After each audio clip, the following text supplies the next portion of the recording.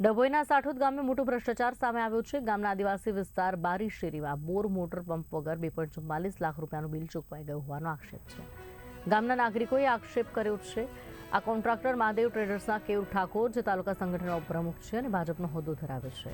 સરકારી કામો કરતા અનેક સમય દરમિયાન આ રીતે ભ્રષ્ટાચાર કર્યાનું કહેવાય છે। ગ્રામજનો દ્વારા કોન્ટ્રાક્ટર કેયુર ઠાકોર અને તંત્રની ભ્રષ્ટાચાર બંધ કરો જેવા નારા લગાવવામાં આવ્યા હતા।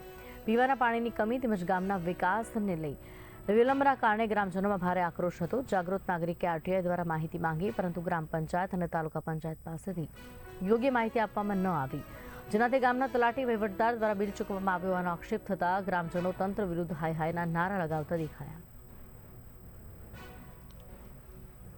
એનો કોન્ટ્રાક્ટર છે મહાદેવ ટ્રેડર્સ, એનો ઓનર છે કેયુર ઠાકોર, જે ભાજપના ઉપપ્રમુખ તાલુકા સંગઠન ડભોઈના ઉપપ્રમુખ છે અને એનું બિલ 2,44,000 પૂરેપૂરું પાસ કરવામાં આવેલ છે। હવે આ બોરવેલ જે બનાવવામાં આવ્યો છે એમાં જમીનમાં મોટર ઉતારેલી નથી, બરાબર, અને કોઈ કનેક્શન નહીં કે બટન ઓન કરે તો પાણી જમીનમાંથી બહાર નીકળે।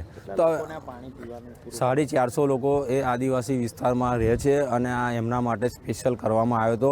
અને આ નવી પંચાયતની જે બોડી બેઠી ત્યારબાદ આ જુલાઈ 2025માં પાસ કર્યું છે આ બિલ।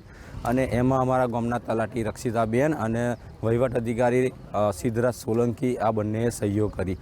પણ મેં તો એવું કહેવા માગું છું કે ડભોઈ તાલુકાના એસઓની જવાબદારી એમને ખબર નહીં પડતી, ખાલી ફોટો લઈ લે છે અને બિલો પાસ કરી નાખે છે। એમને ગામમાં આવીને ચેક કરવો જોઈએ આ બોરવેલ।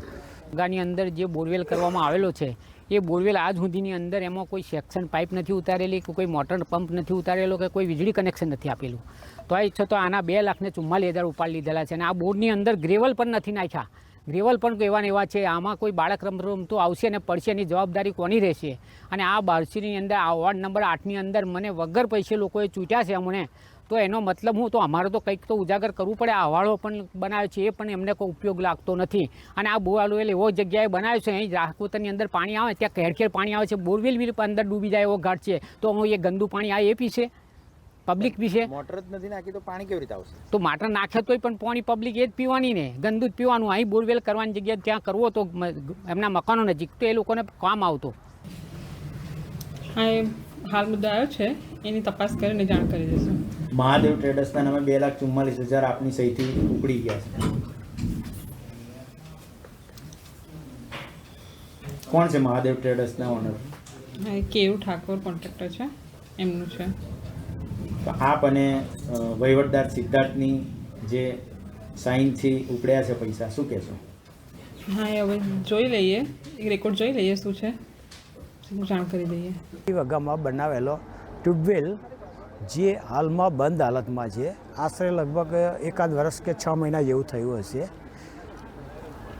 જેનું બિલ મહાદેવ ટ્રેડિંગ જેના માલિક છે કેયુરભાઈ ઠાકોર, જેઓ ભારતીય જનતા પાર્ટી ડભોઈ તાલુકા સંગઠનના ઉપપ્રમુખ છે। સરકારના નિયમ મુજબ, સરકારના પરિપત્ર મુજબ કોઈ પણ જગ્યાએ ભ્રષ્ટાચાર થાય તો મૌખિક જાણ કરશો તો પણ એની તપાસ થશે, એવું ભૂપેન્દ્રભાઈ પટેલે કહેલું હતું। અત્યારે અમે 19/13/11/2025ના રોજ લેખિતમાં ગામ લોકોની સહી લઈ અને રૂબરૂ 20 મિનિટ મુલાકાત લઈને અમે આપી આવ્યા છે। આજ દિન સુધી આ ભારતીય જનતા પાર્ટીના ડભોઈ તાલુકાના ઉપપ્રમુખ કેયુરભાઈ ઉપર કે અમારી ગામ પંચાયતના સરપંચ કે તલાટી ઉપર કોઈ પણ પ્રકારની એક્શન લીધેલ નથી।